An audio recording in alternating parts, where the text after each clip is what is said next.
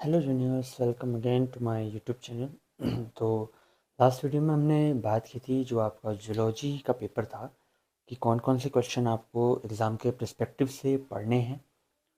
तो जूनियर्स, इस वीडियो में हम बात करने वाले हैं बॉटनी में जो आपके इम्पॉर्टेंट टॉपिक्स हैं जो आपको अच्छे मार्क्स गेन कराएंगे। तो उन पे हम इस वीडियो में फोकस करेंगे। चलिए देखते हैं जो आपके, अगर आपने सिलेबस देखा है अपना, हम बात कर रहे हैं आज बॉटनी के पेपर के बारे में, ठीक है। तो अगर आपने अपना सिलेबस देखा हुआ है तो आपको पता होना चाहिए आपके बॉटनी का जो सिलेबस है उसमें आपको क्या क्या चीज़ें दी है। जनरली इसमें माइक्रोबायोलॉजी और आपके जो लोअर प्लांट्स हैं, क्रिप्टोगेम्स थोड़े से दिए हुए हैं, साथ ही लाइकेन, ब्रायोफाइटा। हाँ, तो लोअर प्लांट्स हम कह सकते हैं। तो ये सारी चीज़ें आपको दी हुई हैं।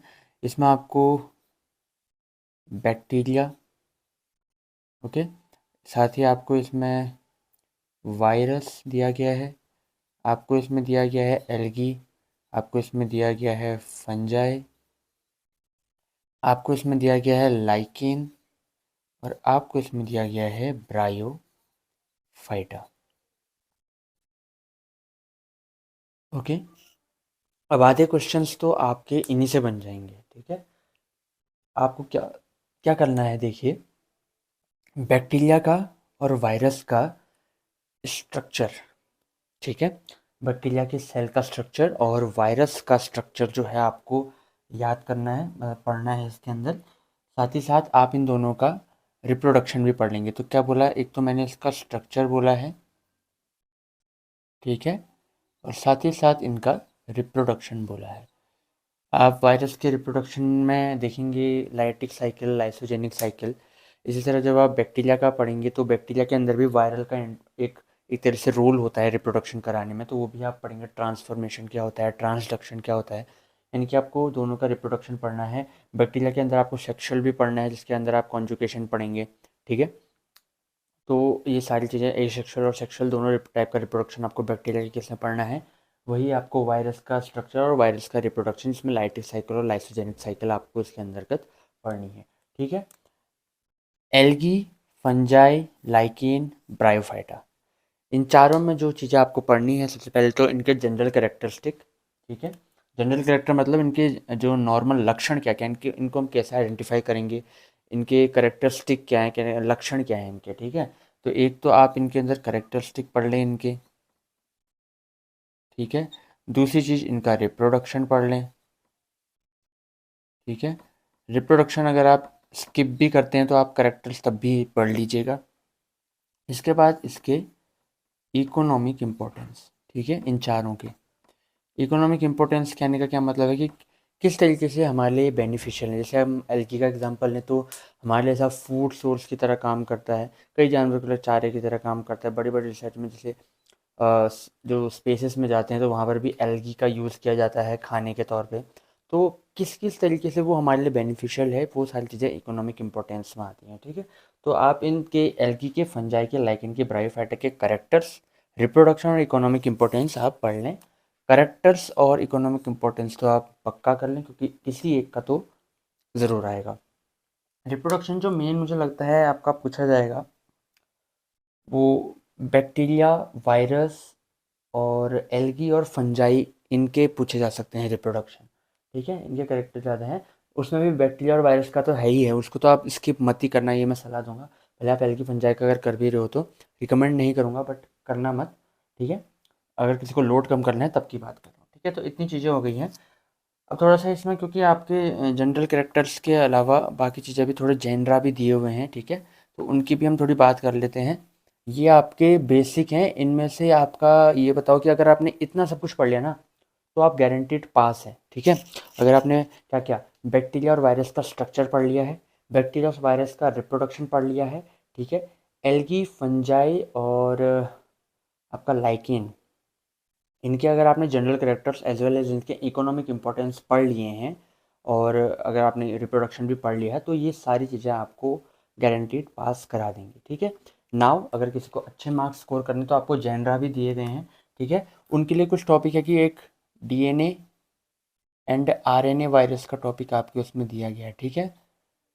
अब ये है क्या, डीएनए वायरस वो होते हैं जिनका जेनेटिक मटेरियल डीएनए होता है, आरएनए वायरस वो होते हैं जिनका जेनेटिक मटेरियल आरएनए होता है। बस उसी के बारे में आपको थोड़ा सा पढ़ना है कौन से क्या होते हैं और किस तरीके से वो अपना जो है रिप्रोडक्शन कर रहे हैं, जो भी प्रोसेस है वो कर रहे हैं, तो उनके बारे में है, ठीक है। नेक्स्ट थिंग जो आपके जेनरा इसमें दिए गए हैं, एल्गी के अंदर जो जेनरा दिए गए हैं बहुत सारे हैं, लोग कन्फ्यूजन के कौन से पढ़ें। जो मुझे लगता है आने के चांस है जिसके नॉस्टॉक उनमें से एक है, बहुत बार पूछा गया है, सार्गेसम और वोचेरिया, ठीक है। तो ये तीन जेनरा मुझे लगता है इंपॉर्टेंट है। ये तो इन दोनों को पे तो क्वेश्चन आता ही रहता है हर बार, ठीक है, तो इनको आप ना छोड़ें। फंजाई के केस में अगर हम बात करें, ठीक है, फंजाई के केस में हम बात करें तो मुझे लगता है एक अल्टरनेरिया है, ठीक है। अल्टरनेरिया के साथ इसमें आई थिंक पक्सीनिया है। इन दोनों पे क्वेश्चन आता रहता है, पक्सीनिया पे, अल्टरनेरिया पे, पेनिसिलियम, ठीक है। तो इसके अंदर आप इसको पढ़ लेंगे, अगर किसी को एग्रीकल्चर पढ़ना है तो एग्रीकल्चर भी उसमें वो पढ़ सकता है, ठीक है। नेक्स्ट अगर मैं बात करूँ, हाँ, अगर किसी को क्लासिफिकेशन पढ़ना है तो पढ़ ले, वरना स्किप कर सकता है, ठीक है। उसको उतना रिकमेंड नहीं कर रहा हूँ, बट आ जाता है कभी कभी, एल्गी और फंजाई का क्लासिफिकेशन आ जाता है, उसमें भी एल्गी का जो क्लासिफिकेशन है वो मेनली आ जाता है, ठीक है। नेक्स्ट जो आपका है कि जनरल कैरेक्टर और लाइकेन का सब हमने बता दिया है, उसी तरह ब्रायोफाइटा का भी बता दिया है। अब जो आपका ब्रायोफाइटा है उसके अंदर आपको तीन चार जेनरा दिए हैं, मेरे अकॉर्डिंग आप इनको पढ़ लीजिए, रिक्शिया को और मार्केंशिया को।